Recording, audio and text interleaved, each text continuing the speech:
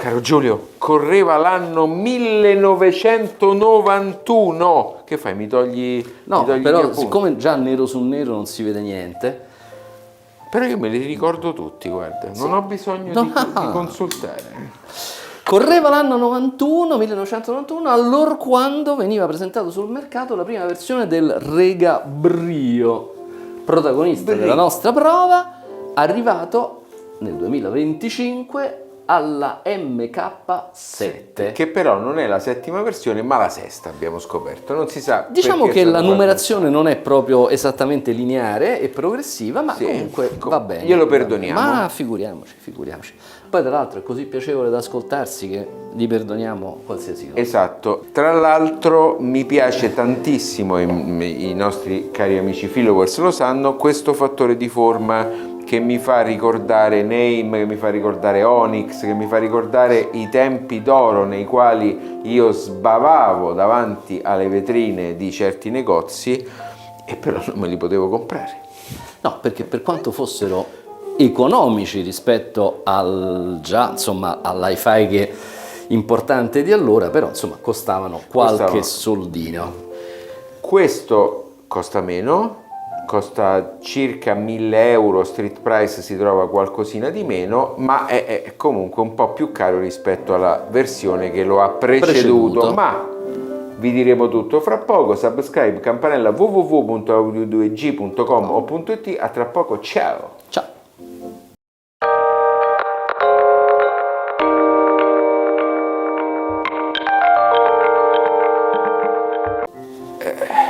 A livello estetico, quindi fattore di forma, disposizione dei bottoni, francamente è molto difficile accorgersene. Credo che per gli appassionati utenti delle cuffie l'unica vera differenza è l'uscita cuffia, che è quella piccolina 3,5 anziché quella più grande. Forse giusto questo può essere un indizio per capire che si sta parlando dell'ultimo modello. Sì, un altro indizio importante è il contenitore, che è in plastica e non in alluminio, in ferro. Insomma, solo le fiancatine sono in metallo perché sono dissipanti, come del resto da scuola di tradizione inglese si usa per gli amplificatori di bassa potenza, il case come dissipatore, e quindi qualcosa di metallo ci deve essere, ma pannello posteriore, pannello anteriore sono in plastica, cosa che non è che mi ha fatto impazzire. Allora, no, non mi ha fatto impazzire. Ecco. Non mi ha fatto impazzire anche perché forse lo potete vedere in overlay in questo momento. L'utilizzo dei cavi, per carità, dico, non stiamo parlando di cavi pesantissimi, di cavi normali, i nostri soliti neutral cable, e tendono a tirarsi un pochino indietro il pannellino posteriore, che è di plastica, e questo lascia questa sorta di piccola diciamo che ecco, non è proprio da questo punto di vista proprio del cabinet, onestamente ci è piaciuto un po' poco. Anche perché il pannello posteriore lo potevano lasciare in alluminio o anche in ferro, insomma in acciaio, quello che è, proprio per evitare questa cosa. Ma allora, il prezzo, l'abbiamo detto, è aumentato. Non so di quanto. Non so esattamente di quanto, non di moltissimo, ma questo MK7 ha un DAC incorporato che quello di prima non aveva. Ma il DAC incorporato, francamente mi sfugge il motivo, è soltanto coassiale e ottico, quindi limitato a 192, ma fondamentalmente il problema è che, non essendoci l'USB, diventa un pochino complicato collegarci un piccolo music server, un computer. Forse l'utilizzazione è quella del televisore. No, ci puoi mettere un media player che ha le uscite ottica o coassiale. Sì. Oppure ti compri un convertitore USB da USB a ottico coassiale, un po' una zozzeria. Sì. Comunque, insomma, tant'è, non è che ci possiamo fare niente. No, assolutamente. E dotato invece di un eccellente ingresso per il giradischi, un ingresso fono, evidentemente, però di pregevolissima qualità e con un sacco di attenzioni che poi vedremo nello sventramento a livello costruttivo. Esattamente, e uscita cuffia ottimizzata, come ottimizzato il layout circuitale, hanno rifatto il PCB, insomma hanno fatto tutta una serie di migliorie. Parliamo comunque di Rega, che è un costruttore che tiene i prodotti a catalogo almeno 3 o 4 anni, del resto Brio è vero che è alla sua sesta iterazione. Esatto, però sono anche passati alcuni anni, perché siamo nel 2025, è appena uscito e la prima versione era del 1991, sì. Per cui sono passati tanti anni, scusatemi, non guardavo la camera giù. Guardavi l'infinito, costituito da questo pannello della Astri Audio. L'infinito Vabbè. Lasciamo correre. E una cosa che io invece ho apprezzato di questo piccolo amplificatore è il fatto che abbia pochi ingressi, perché poi a me tutto sommato questo fatto degli amplificatori che hanno una marea di ingressi, sì, per carità la versatilità aumenta, però questo ha 3 ingressi linea e i 2 digitali di cui abbiamo detto prima. E il fono. Insomma, alla fine è quel che serve, insomma, non di più in pratica. Quindi eccolo qua, 1, 2, 3, 4, il primo è il fono, 3 ingressi linea e buonanotte. Però ci siamo dimenticati un dato molto importante. Quale? La potenza. La potenza. Che è di 50 watt su 8 ohm e di curiosamente 72 watt su 4. Comunque, alla base di tutto il discorso, secondo me, c'è da dire che, come tutti i prodotti Rega, c'è tanta sostanza a livello musicale. Esatto. Io credo che sia un po' ozioso indugiare su i dati tecnici, le caratteristiche, sì, qualche difettuccio che abbiamo evidenziato, la plastica, però poi ve lo diciamo nel momento in cui andiamo all'ascolto, i prodotti Rega e dovreste ricordarvi la recensione che avevamo fatto tempo addietro in un altro integrato, un video che ha avuto un certo successo. Quello era un apparecchio che suonava benissimo e possiamo cominciare a anticiparvi che anche questo segue esattamente la stessa scia, nel senso che è una macchinetta di una godibilità estrema. Sì, che ti fa venire proprio voglia di sentire la musica. Ecco. Assolutamente. È Rega, cioè, ha proprio questa firma assolutamente inconfondibile, direi. Inconfondibile, accattivante, gradevole, piacevole, insomma. Io mi sono fatto dei bellissimi ascolti, mi è piaciuto tanto. E ha anche un telecomando che state vedendo adesso in overlay, che è un telecomando davvero carino, quindi il contrario dei soliti telecomandi che vengono comprati in Cina tutti uguali e ai quali viene messo poi un code IR l'uno diverso dall'altro, questo è stato fatto con un pensiero diverso, è veramente molto carino. Allora, pronti a posti? Io sono pronto per sventrare. Con delicatezza, perché avrai il pannellino di plastica. Sarò violento. No, dai. No. Ciao, tra poco, ciao. Partiamo da queste. Da queste 2 aste filettate. Esatto, che sono le aste che servono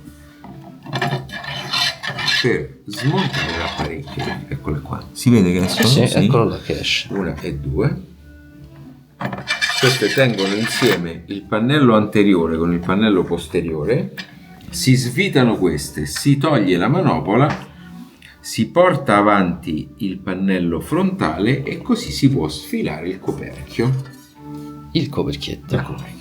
Allora, il che ci dà agio di vedere lateralmente il fatto che il cabinet è costituito sostanzialmente da un profilo AC metallico. Esatto.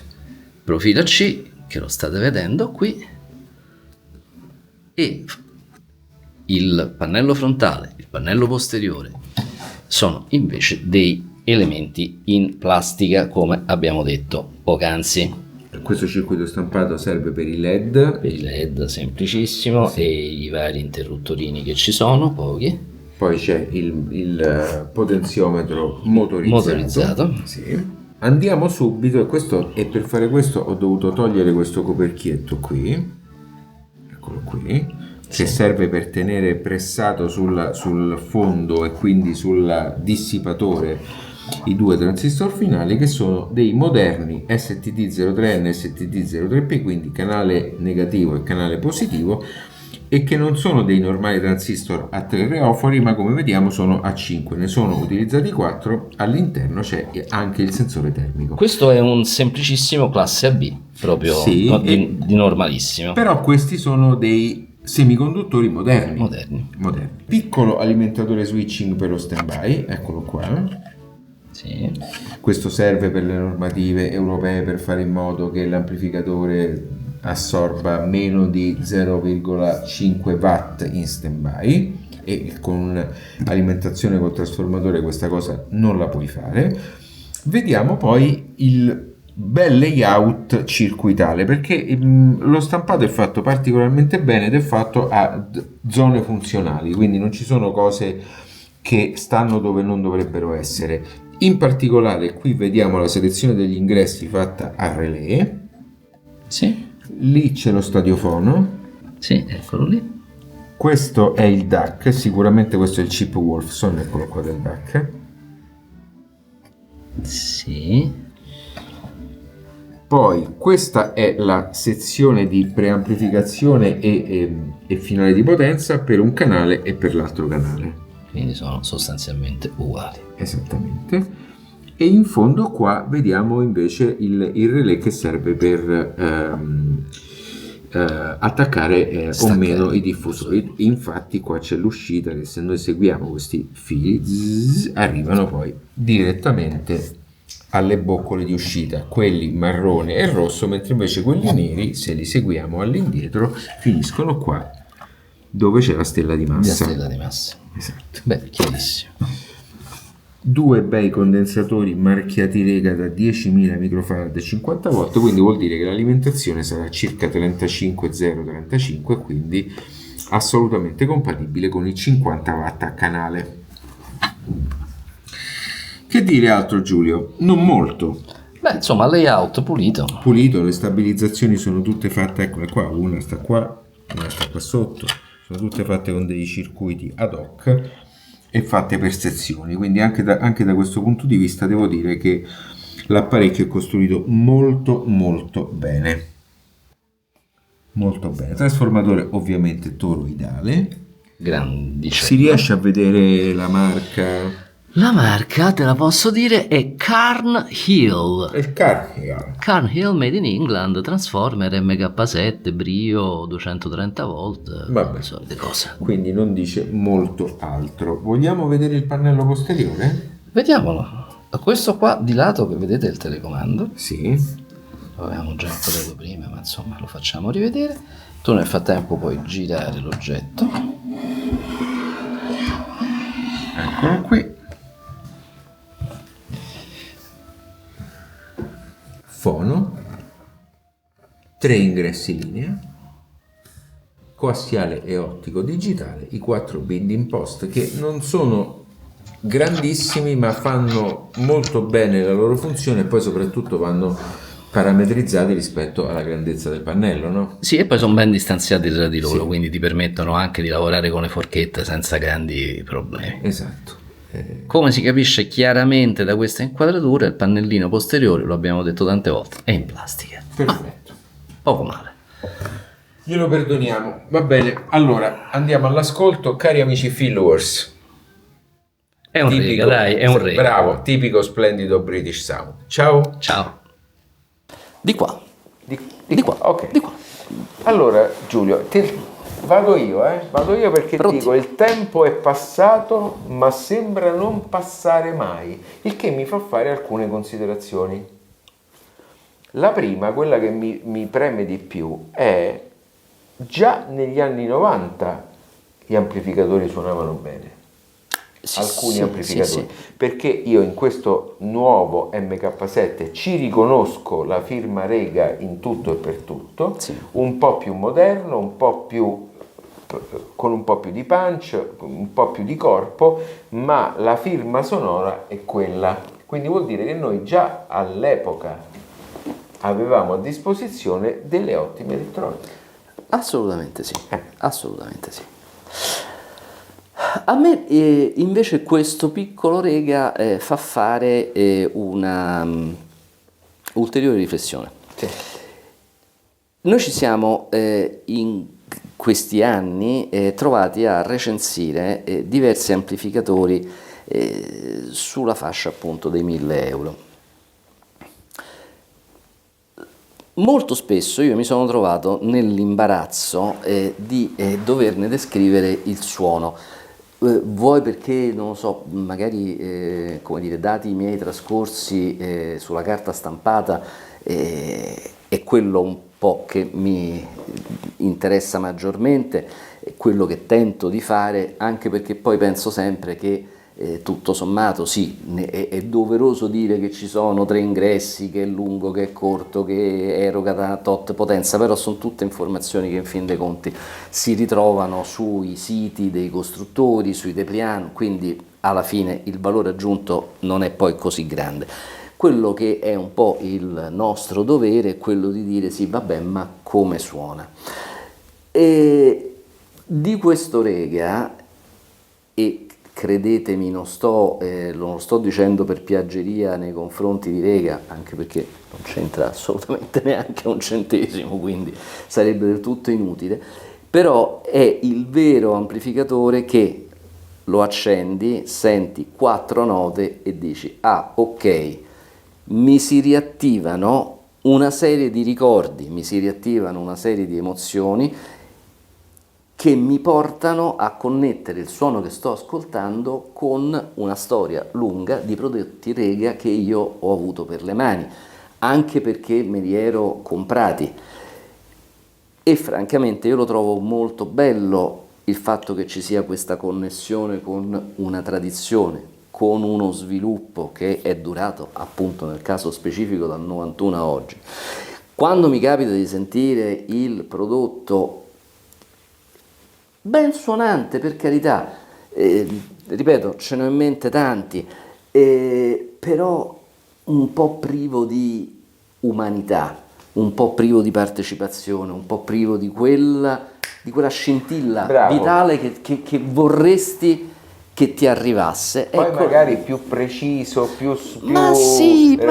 più potente, però gli manca la magia. Gli manca quel pizzico di magia che poi, attenzione, non è che o c'è o non c'è, ma è sempre quella. O c'è o non c'è.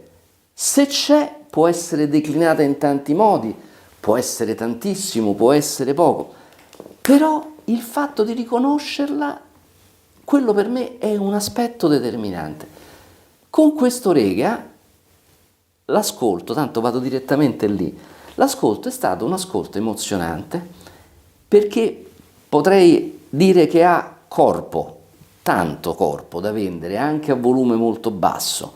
Sentite questo suono che è bello strutturato, ha le spalle larghe, ha spessore.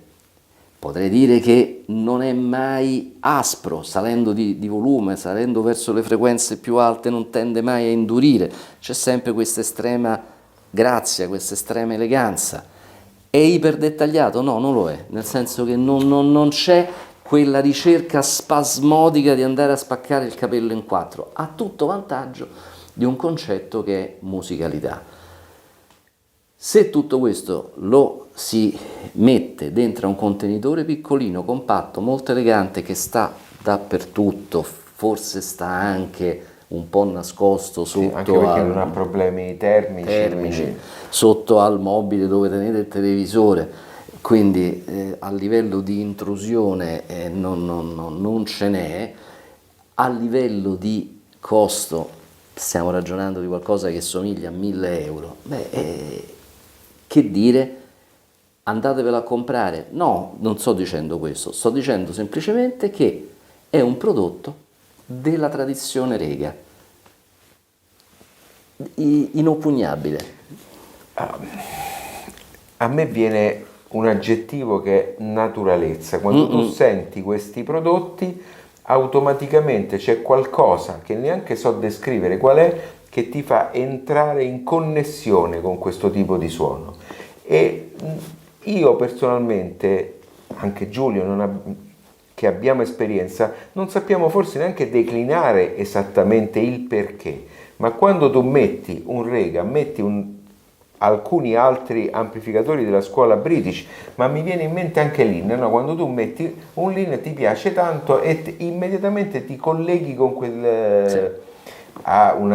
con una scala di prezzo, per carità, completamente diversa, ma voglio dire un'altra cosa, voglio dire che ti mettono immediatamente in connessione con una tua parte dell'anima, con una tua parte del gusto, con una tua parte che ti fa pensare, ti fa sentire questa è una cosa bella. È una cosa che mi sta facendo bene. Ecco. Prima stavamo sentendo l'introduzione della Moldava, dove ci sono questi archi che cominciano pianissimo, c'è questo pizzicato e poi dopo comincia il tema classico che tutti conoscono della Moldava. Lo abbiamo sentito prima con un altro amplificatore di cui non faccio nome, molto più potente, molto più prestante, ma era un suono un po' scheletrico. Con questo qui era un suono pastoso, un suono caldo, rotondo, dove ci riconosci la massa degli archi. Bello. Ora, ripeto, tra questo Rega Brio MK7 e i solution che stanno su di sopra, certo che ci passa un mondo, però mi piace pensare che ci sia il tocco di, in entrambi i casi, due persone che con budget diversissimi hanno fatto il loro progetto, la loro realizzazione, ma che entrambi conoscono molto bene la musica. Certo. E poi a questo punto mi viene anche da dire chi se ne frega che il coperchio è di plastica, chi se ne frega che qualcuno dice che è brutto e nero, chi se ne frega di tante cose, perché in fin dei conti la finalità è quella di dare piacevolezza e io preferisco questo tipo di ascolto a questo livello di prezzo piuttosto che un ascolto che tende a voler essere simile a certe altre fasce di prezzo, ma poi non ci riesce di fatto. No, poi adesso veramente, prima lo abbiamo detto perché in apertura abbiamo enucleato una serie di contro, perché poi ci sono sempre pro e contro dei quali io continuo a essere convinto. Il pannellino posteriore che si flette sotto il peso del cavo d'alimentazione mi infastidisce, però se questo è lo scotto da pagare per avere un buon suono a 1.000.000 di euro, e vabbè, vorrà dire che volgo lo sguardo da un'altra parte, non mi fisso su quel pannellino, magari dopo 6 mesi che me ne sono fatto una ragione. Anche perché non si vede, sta dietro. Quindi. Bene, dai, una conferma, tanto per cambiare, una conferma e una, secondo me, certezza, cioè ci sono dei marchi come Rega, dove sei sicuro nel momento in cui ti propongono di provarlo che trascorrerai qualche oretta piacevole. Poi c'è una considerazione da fare, no? Perché questo è un amplificatore di ingresso di fatto, no? Quindi potevano magari cercare di essere un po' più accattivanti verso il mercato, verso le richieste di un mercato che vuole un suono più aggressivo, più aperto.